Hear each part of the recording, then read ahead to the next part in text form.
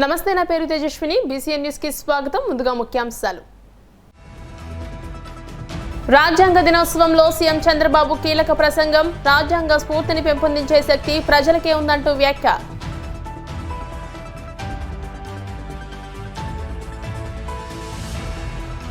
ప్రజా పాలనలో రాజ్యాంగం పాత్రే కీలకమన్న మంత్రి లోకేష్. విద్యార్థి దశ నుంచే రాజ్యాంగంపై అవగాహన పెంచుకోవాలని సూచన.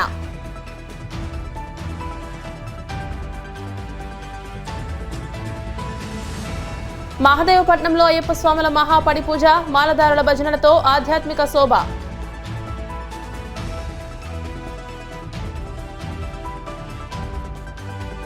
గూడూరు నుంచి తిరుమలకు ఆర్టీసీ బస్సుల ఏర్పాటు చర్యలు చేపట్టామన్న ఎమ్మెల్యే పాసం సునీల్ కుమార్.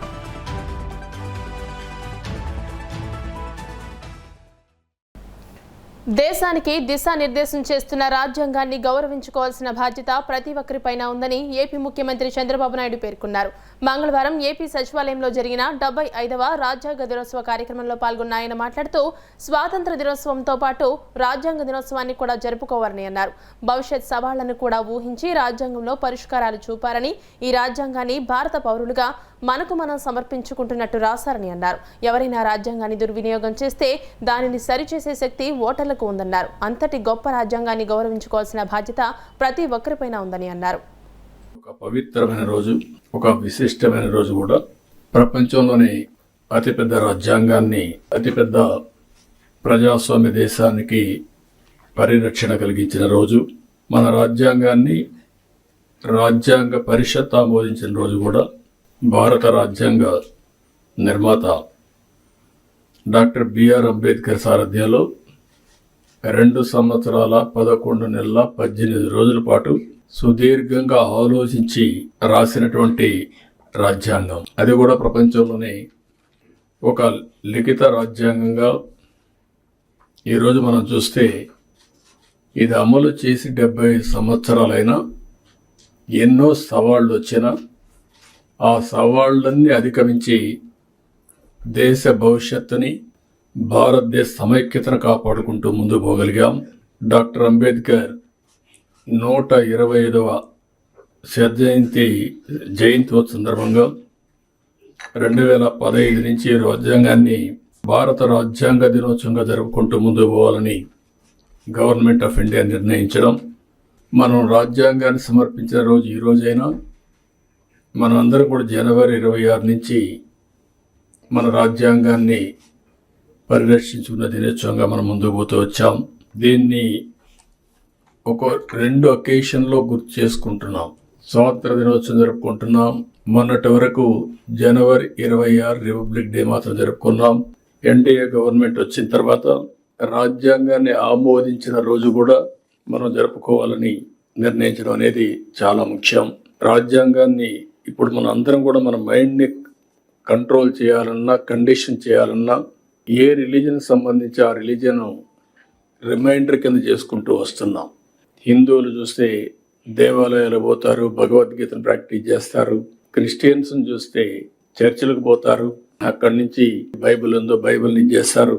ముస్లిమ్స్ని చూస్తే ప్రతి వారం కూడా మసీదుకి వెళ్ళి ఖురాన్ని ప్రాక్టీస్ చేస్తూ ఉంటారు. అలాంటిదాన్ని మనం కూడా ఆలోచించాల్సింది. భారత రాజ్యాంగం అన్ని మతాలకు, అన్ని ప్రాంతాలకు, అందరికి కూడా ఒక పవిత్రమైన గ్రంథం ఇది. ఆ స్ఫూర్తిని కూడా ఒకసారి గుర్తు చేసుకోవాల్సిన అవసరం ఉంది. భారతదేశంలో వ్యాపారం కోసం వచ్చి అక్కడి నుంచి దేశాన్ని మొత్తం హస్తగతం చేసుకుంటూ పరిపాలన వాళ్ళు సాగించారు. మనమందరం కూడా ఒక వినూత్నమైన భావంతో ఎప్పటికప్పుడు ఆలోచించడం కూడా మానేశాం. ఆ క్రమంలో మనం చూస్తే ఎన్నో అవమానాలు, మరెన్నో అరాచకాలు. అంతకు మించి మనం ఒకసారి చూస్తే మనం ఏది చేతగాని వాళ్ళనే ఇంప్రెషన్ కూడా ప్రపంచానికి ఇచ్చే పరిస్థితి వచ్చింది. ఈ ఆలోచన విధానాన్ని కూడా మీరు ఒకసారి ఆలోచిస్తే చాలా సంవత్సరాలు సబార్డినేట్స్గానే ఆలోచించాం. ఎప్పుడైనా సరే ఒక్కొక్కసారి కొన్ని ప్రభావాలు ఎంత ప్రగాఢంగా పనిచేస్తాయంటే మనం వేరే దేశాలకు పోయి ఆ దేశాలతో ఉండే వాళ్ళతో సమానంగా మాట్లాడడం, మేము మీతో సమానంగా పోటీ పడగలుగుతామని చెప్పుకోలేని పరిస్థితికి వచ్చింది. అదే ఉద్దేశం ఆ రోజు కూడా మనం చూసినప్పుడు మీకు అసలు రాజ్యాంగం రాసుకోవడం చేతనవుతుందా, అని అవహేళన చేసిన రోజు అది. అక్కడి నుంచి ఈ రాజ్యాంగాన్ని రాయడం కోసం ప్రపంచంలో ఉండే అన్ని దేశాలని, ప్రజాస్వామ్య దేశాలన్నీ అధ్యయనం చేశారు. ఈ 75 సంవత్సరాల ఏదైతే రాజ్యాంగ దినోత్సవాన్ని మనం జరుపుకుంటున్నామో ఆ రోజు మనం ఆలోచించుకోవాల్సింది, మనకు ఒక డెమోగ్రఫిక్ డివిడెంట్, ఒక అడ్వాంటేజ్ వచ్చింది. కొన్ని దేశాల్లో ఏజింగ్ ప్రాబ్లం క్యాచప్ అవుతుంది. ఒక పక్కన ఆ దేశాలు ఏజ్తో సఫర్ అయినప్పుడు మన దేశానికి ఉండే అడ్వాంటేజ్ వల్ల ఈరోజు ప్రపంచానికే మనం సేవలు అందించే పరిస్థితి. రాజ్యాంగ దినోత్సవం సందర్భంగా మంత్రి నారా లోకేష్ అందరికీ శుభాకాంక్షలు తెలియజేశారు. ప్రపంచంలోనే అతిపెద్ద ప్రజాస్వామ్యం వెలసల్లుతున్న భిన్నత్వంలో ఏకత్వమని, ప్రజల హక్కుల పరిరక్షణ, ప్రజాస్వామ్య స్ఫూర్తిని కాపాడడంలో భారత రాజ్యాంగానిదే కీలక పాత్ర అని వ్యాఖ్యానించారు. రాజ్యాంగం అమల్లోకి వచ్చి 75వ వసంతంలోకి అడుగు పెడుతున్న శుభ సందర్భంలో రాజ్యాంగ నిర్మాతలైన డాక్టర్ బిఆర్ అంబేద్కర్, న్యాయ కోవిదులు, రాజ్యాంగ నిపుణులు, స్వాతంత్ర సమరయోధుల సేవలను స్మరించుకోవడం మన కర్తవ్యమని అన్నారు. వచ్చే విద్యా సంవత్సరం నుండి constitution of India for children పేరుతో ప్రత్యేకంగా ఒక పుస్తకాన్ని రూపొందించి అందించబోతున్నామని చెప్పారు. ప్రాథమిక హక్కులు, ఇతర అంశాల గురించి విద్యార్థి దశ నుండే సులభంగా అర్థమయ్యేలా చేయడమే ఈ పుస్తకం యొక్క ప్రధాన లక్ష్యమని మంత్రి లోకేష్ వెల్లడించారు. ఎంతోమంది త్యాగాల ఫలితం స్వాతంత్రం. కానీ ప్రజలకి నిజమైన స్వాతంత్రం వచ్చింది మాత్రం నవంబర్ 26, 1950లో. రాజ్యాంగం అమలైన తర్వాతనే అందరూ సమానం అనే భావన వచ్చింది. మాట్లాడే హక్కు వచ్చింది, ప్రశ్నించే ధైర్యం వచ్చింది. స్వేచ్ఛ, సమానత్వం, సోదర భావం అందరికీ అందించారు. మనతో పాటు అనేక దేశాలకి స్వాతంత్రం వచ్చింది. కానీ ఈ రోజు మనం చూస్తే వాళ్ళందరూ ఒక సంక్షోభంలో ఉన్నారు. కానీ భారతదేశమే ఒక సూపర్ పవర్ ఎదిగింది. దానికి కారణం మన రాజ్యాంగం. అనేక కులాలు, భాషలు, ప్రాంతాలు ఎన్నో సంక్షోభాలు ఎదుర్కొన్నా ఈ రోజు మనందరం ఒకే దేశంగా నిలబడ్డామంటే దాని గొప్పతనం మన రాజ్యాంగం. ఈ సందర్భంగా రాజ్యాంగం రూపకర్తను మనం స్మరించుకోవాల్సిన అవసరం ఉంది. రాజ్యాంగం కమిటీ అధ్యక్షుడిగా డాక్టర్ బిఆర్ అంబేద్కర్ గారు చేసిన కృషి ఒక చరిత్ర. సామాన్య దళిత కుటుంబంలో పుట్టి దేశానికి స్వేచ్ఛ, ప్రజలకి ప్రాథమిక హక్కులు, రక్షణ కల్పించిన గొప్ప వ్యక్తి డాక్టర్ బిఆర్ అంబేద్కర్ గారు. రాజ్యాంగం దుర్వినియోగం జరిగితే రాజ్యాంగాన్నే నేను కాల్చుతానని ధైర్యంగా చెప్పిన వ్యక్తి డాక్టర్ బిఆర్ అంబేద్కర్ గారు. ఇప్పుడే గౌరవ ముఖ్యమంత్రి గారు నేను చెప్పారు, ఈ మీటింగ్ లో ఐఏఎస్ అధికారులు ఉన్నారు, కానీ ఐపీఎస్ అధికారులు కేవలం హోమ్ సెక్రటరీ గారు తప్ప ఎవరు లేరు ఈ రూమ్ లో అని నేను గౌరవ ముఖ్యమంత్రి గారు చెప్పాను. ఇది ఎందుకు చెప్పానంటే గడిచిన 5 సంవత్సరాలు రాజ్యాంగం విలువేంటో తెలుసుకునే మొదటి వ్యక్తిని నేను చదువుకున్నప్పుడు రాజ్యాంగం గురించి మాట్లాడే వాళ్ళం, నేర్చుకున్నాం. కానీ రాజ్యాంగం విలువేంటో నేను ఈ పుస్తకం పట్టుకుని పాదయాత్ర చేస్తాం జరిగింది. నేను ఆ రోజు అధికారులతో మాట్లాడేటప్పుడు కూడా ఎక్కడ మార్కింగ్ చేశానో ఆ మార్కింగ్ కూడా ఇప్పటికి అట్లనే ఉంది. దీంట్లో మనం చూస్తే right to freedom, article 19, freedom of speech, freedom of expression ఏదైతే రాజ్యాంగం మనకు కల్పించిందో అది నేను పాదయాత్ర ప్రారంభిస్తాం కానివ్వండి, దాని ముందల గౌరవ ముఖ్యమంత్రి గారు ప్రతిపక్ష నేతగా ఉన్నప్పుడు అధికారులు అది సరిగా పాటించలేదు. అందుకే ప్రజలు ప్రజాస్వామ్యంలో తీర్పిచ్చారు. రాజ్యాంగాన్ని కాపాడాల్సిన బాధ్యత అధికారులందరిపైన ఉంది, ప్రజాప్రతినిధులపైన కూడా చాలా చాలా ఉంది. అందుకే సార్ దీంట్లో భాగంగా విద్యాశాఖలో మేము వచ్చే సంవత్సరం నుంచి బాలల భారత రాజ్యాంగం ఇవ్వాలని నిర్ణయం తీసుకుంటాం జరిగింది. ఇక్కడున్న అధికారులందరినీ నేను కోరేది ఒకటే, రాజ్యాంగం అనేది అందరికీ సమానంగా అమలు అవ్వాలి. గత 5 సంవత్సరాలు ప్రజలు చాలా ఇబ్బంది పడ్డారు, నష్టపోయారు. మేమందరం కూడా దాంట్లో భాగస్వామ్యమే. ఈ రోజు ఈ రాజ్యాంగాన్ని సమానంగా అందరికి అమలు చేయాలని ఈ సభాముఖంగా అధికారులందరినీ నేను కోరుకుంటూ ఒక ఆంధ్ర మోడల్ ఆఫ్ ఎడ్యుకేషన్ తీసుకురావాలనేది గౌరవ ముఖ్యమంత్రి గారు ఇప్పటికీ మాకు చెప్తాం జరిగింది. దాంట్లో మేమందరం అహర్నిశలు కష్టపడుతున్న డిపార్ట్మెంట్ కూడా చాలా ఇది సీరియస్ గా తీసుకుంటాం జరుగుతుంది. దాంట్లో భాగంగా పిల్లలకి బాల రాజ్యాంగం అనేది అమలు చేయాలని నిర్ణయం తీసుకున్నానని సభాముఖం అందరు తెలుపుకుంటూ, రాజ్యాంగంలో sir we the people of India అంటారు. నేను I truly believe that we must also recognize that we the children of India. ఎందుకంటే పిల్లలే మన భవిష్యత్తు, పిల్లలే మన సంపద. రాబోయే దశాబ్దాలు దేశం అగ్ర దేశంగా ఎదగాలి, నంబర్ 1 గా ఎదగాలంటే ఇప్పుడు మన పిల్లల పైన ఆధారపడి ఉంటుంది.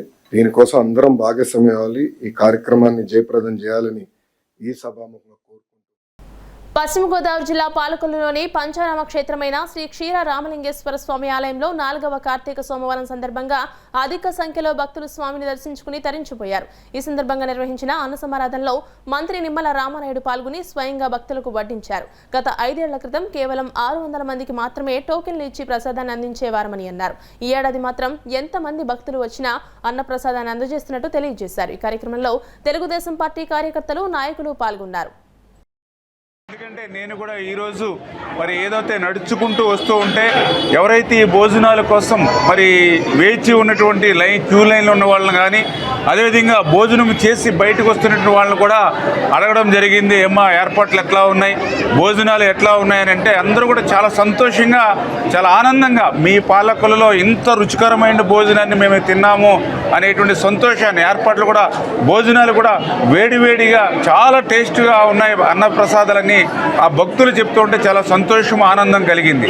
అదేవిధంగా ఇప్పుడు సమయం 2 దాటుతున్నా కూడా ఇంకా మెయిన్ రోడ్డు మీద పెద్ద క్యూ ఉంది. కానీ ఇంత పెద్ద క్యూ ఉన్నా, ఇంత పెద్ద ఎత్తున మరి యాత్రికులు భక్తులు వచ్చినా కూడా లేదు అనేటువంటి మాట లేకుండా ఆఖరి వ్యక్తి వరకు కూడా భోజనం పెట్టి పంపిస్తున్నారు అనేటువంటి మాట కూడా వాళ్ళ దగ్గరనే వినిపిస్తున్నటువంటి పరిస్థితి. గత 5 సంవత్సరాల్లో మరి ఆ రోజు ఏదో టోకెన్లు 500 800 1000 టోకెన్లు ఇచ్చేవారు. ఆ 1000 మందికి వస్తే తర్వాత వచ్చిన వాళ్ళందరికీ కూడా ఇంకా టోకెన్లు ఉండేవి కాదు. ఒక్కొక్కసారి టోకెన్లు తీసుకున్న వాళ్ళు కూడా భోజనాలు లేనిటువంటి పరిస్థితి. సీలింగ్ పెట్టి ఆ రోజు మమ్మల్ని ఇబ్బంది పెట్టారు. కానీ ఈరోజు ఎటువంటి సీలింగ్లే లేవు. ఎంతమంది వచ్చినా భోజనాలు పెడతా ఉన్నారు. ఎంతమంది వచ్చినా కూడా వాళ్ళకి ఉచితంగా మంచి టేస్టబుల్గా ఏదైతే రుచికరమైనటువంటి యొక్క ప్రసాదాలు మరి ఇస్తున్నారనేటువంటి మాట వీళ్ళ భక్తులతో వినిపిస్తుంది. అందుకు ప్రత్యేకించి మరొకసారి మరి కమిటీ వారికి సహకరిస్తున్నటువంటి దాతలు, ఎందుకంటే ఈవేళ కార్తీక మాసంలో మనం ఈ అన్న ప్రసాదాలు పెట్టాలి అనేటువంటి మంచి ఆలోచనతో ముందుకు వచ్చినటువంటి దాతలు మరి ఈరోజు కూడా మన అయ్యప్ప నాయుడు గారు, ఆయన కూడా వాళ్ళ కుటుంబం తరఫున ఈరోజు కూడా మరి వీళ్ళ ఉచితంగా భోజనాలు ఏర్పాటు చేస్తున్నారు. వాళ్ళకి, వాళ్ళ కుటుంబానికి కూడా ధన్యవాదాలు తెలియజేసుకుంటూ రామలింగేశ్వరం యొక్క ఆశీస్సులు, మరి యొక్క భగవంతుని యొక్క ఆశీస్సులు అందరూ కూడా ప్రజల మీద ఉండాలని, అందరూ కూడా మరి సుఖ సంతోషాలతో ఆనందోత్సాహాలతో ఉండాలని మనస్ఫూర్తిగా ఆ క్షీర రామలింగేశ్వర స్వామిని. ఇప్పుడు కాసేపు ప్రకటనలు.